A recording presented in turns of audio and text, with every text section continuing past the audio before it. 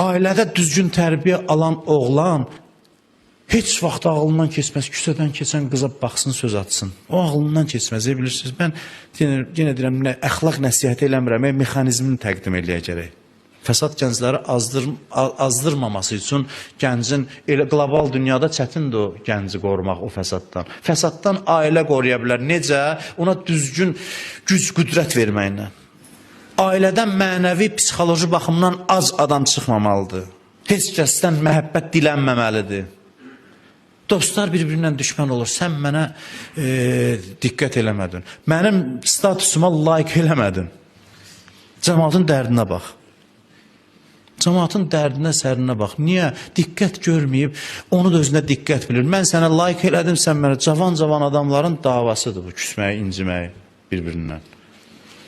Ailə oynan insanı təmin eləsə, gözü onun bunun diqqətində olmaz.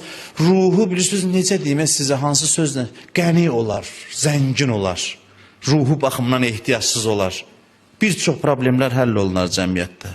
Yoxsa ki, ac çıxır, ailə heç nə verməyib, ac. Ruhu baxımdan acdır. Çıxır, hamı tora salır, hər bir həvəsin adını da eşq qoyur. Adlar da üstündədir. Eşq, məhəbbət, qardaşlıq, dostluq danışır.